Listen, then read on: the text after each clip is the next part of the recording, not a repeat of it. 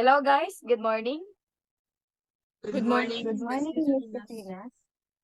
Thank you. So, to start our lesson for today, we will continue our discussion yesterday, which is the history and development of atoms, and also you will present today the other people who contributed in the history and development of atoms. That is part of our timeline, which I assigned yesterday to each one of you. So, to begin, we will start with Democritus. Democritus was alive from 460 to 300 BC, an ancient Greek philosopher, a central figure in the development of philosophical atomism and of the atomic theory of the universe. That is the first theory that explained the nature of matter as being composed of particles or atoms. The Greek philosopher Democritus and his mentor Leucippus believe in a scientific rationalist philosophy. That is, they believe that observation, when coupled with reason, was the best tool for understanding the world. For discovery, he discovered the atomic theory about 400 BCE or before Christ era. Democritus suggested that all matter was formed of different types of tiny discrete particles and that the properties of these particles and also determine the properties of matter. First, Democritus knew that if a stone was divided in half, the two halves would have essentially the same properties as the whole. Therefore, he reasoned that if the stone were to be continually cut into smaller and smaller pieces, then at some point there will be a piece which will be so small as to be invisible. He called these small pieces of matter atomos, the Greek word for invisible. Democritus theorized that atoms were specific to be material which decompose. Second, he believed that the atoms differed in size and shape, were in constant motion in the void, collided with each other, and during this collision could rebound or stick together. Therefore, changes in matter were a result of dissociations or combinations of the atoms as they move throughout the void.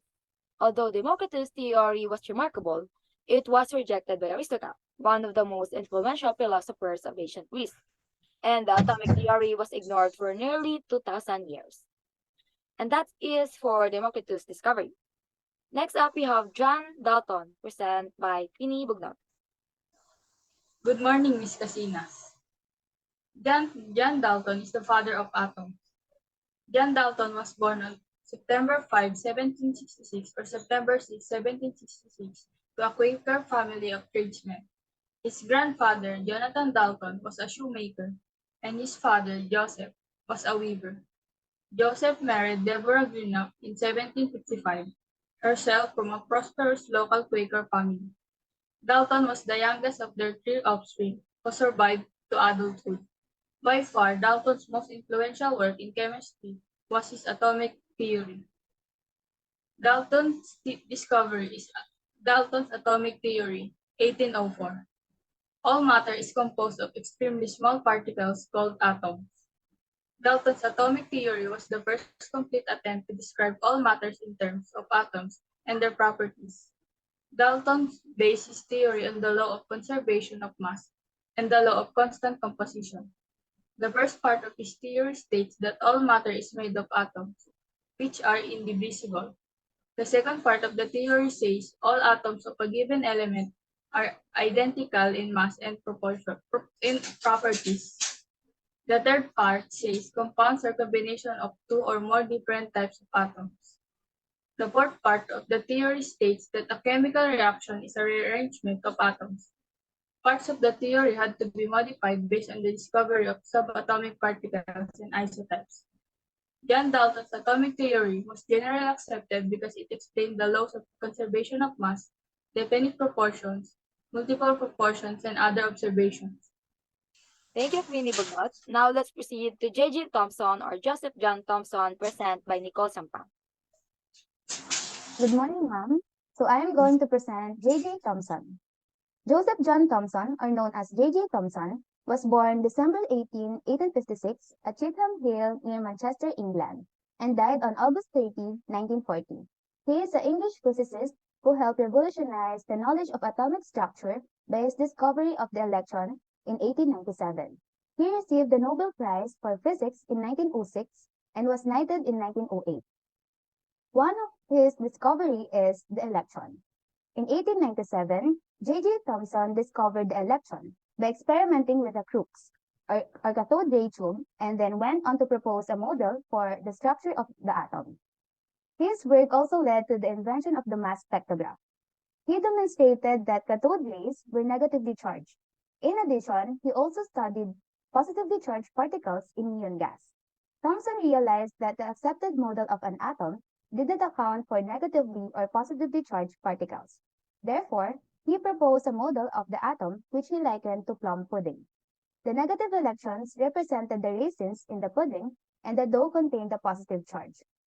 Thomson's model of the atom did explain some of the electrical properties of the atom due to the electrons, but failed to recognize the positive charges in the atom as particles.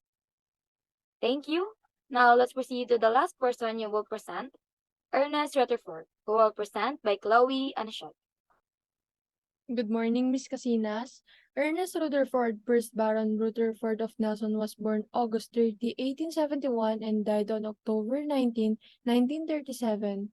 He was a New Zealand physicist who came to be known as the father of the nuclear physics. Encyclopedia Britannica considered him to be the greatest experimentalist since Michael Faraday, 1791 to 1867.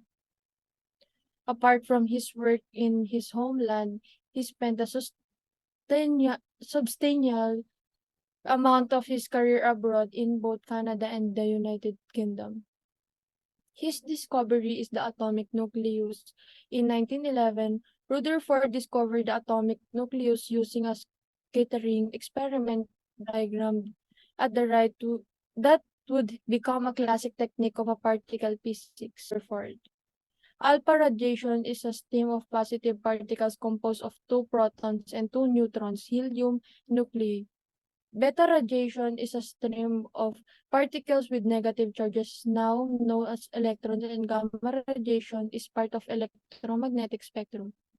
Rutherford gold foil experiment showed that the atom is mostly empty space with a tiny dense positively charged nucleus. Based on these results, Rutherford proposed the nuclear model of the atom.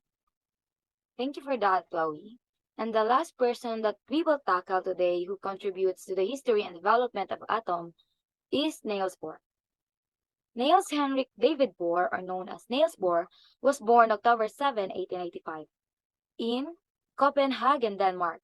He died on November 18, 1962. He is a Danish physicist who is generally regarded as one of the foremost physicists of the 20th century. He was the first to apply the quantum concept, which restricts the energy of a system to certain discrete values, to the problem of atomic and molecular structure. For that work, he received the Nobel Prize for Physics in 1922. His manifold roles in the origins and development of quantum physics may be his most important contribution. But through his long career his involvement were substantially broader, both inside and outside of the world of physics. In 1913, Niels Bohr proposed a theory for the hydrogen atom based on quantum theory that some physical quantities only take discrete values. Electrons move around nucleus, but only in prescribed orbits. And if electrons jumps to a lower energy orbit, the difference is sent out as radiation.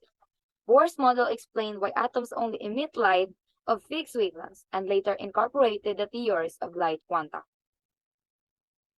So that is for our lecture for today. Thank you very much, and also thank you for your presentation. And that's it. Thank you and goodbye, class. Thank you and goodbye, ma'am.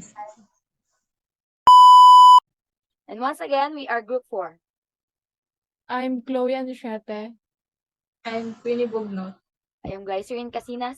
And I'm Nicole Sampang. And that's it for our history and development of atoms.